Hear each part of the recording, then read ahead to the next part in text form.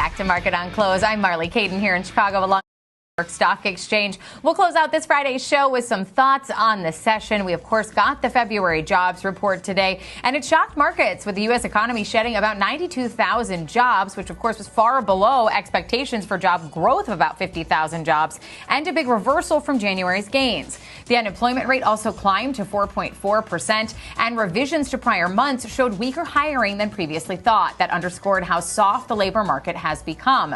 Loose job readings spanned healthcare, manufacturing, and information services. They took major hits alongside other sectors. Also important to note that this report could have some inconsistencies as weather and a major employee strike weighed on it. Now, February did mark the third time in the past 5 months that payrolls declined, following a sharp revision showing a drop of 17,000 in December. Staying here, Federal Reserve Governor Stephen Miron says that weak jobs report we got only strengthens the case for more interest rate cuts to support the economy. He notes that the labor market has clearly softened and monetary policy may need to become more accommodative, even as uncertainties like higher oil prices linger.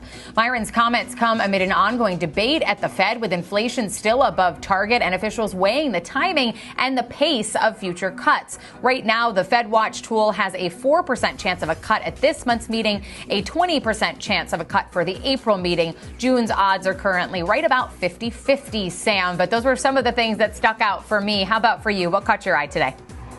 Well, maybe the Fed needs some more visibility, because that is seemingly what gave you a leg up this week. Take Marvell, for example, which is projecting revenue growth of nearly 30% for fiscal 2027. I mean, that was really celebrated by the street and the sell side as the company was able to give the market some visibility. Both Goldman and Rosenblatt are using that particular word in their notes. It was a similar story with Broadcom earlier this week, which managed to convince investors about margins, memory, rising competition, demand, and customers. Hock Tan talking about locking in memory supply until 2027. So they do expect AI chip revenue in 2027 and in excess of $100 billion. So it's not just about the numbers, but the narrative and the visibility and durability of your business right now, where we have seen these stocks rallying. So that was one of my takeaways. But investors also scooped up a bunch of Chinese names today. So that was notable. Earlier this week, K-Web was oversold, but the China Internet ETF rallied into the weekend. Names like Alibaba, Pinduoduo,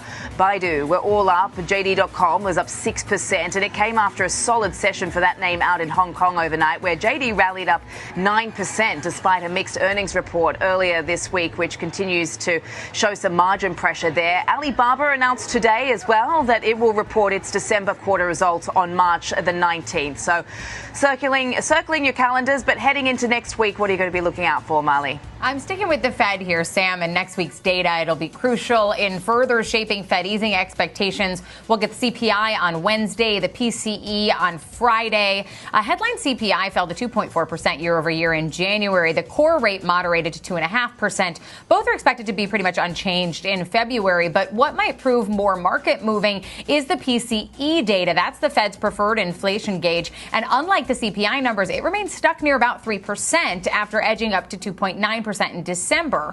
Headline PCE estimated to have dropped to 2.8% in January. That's according to Cleveland Fed's nowcast model. But the more important core PCE, that price index forecast, have held steady at 3%.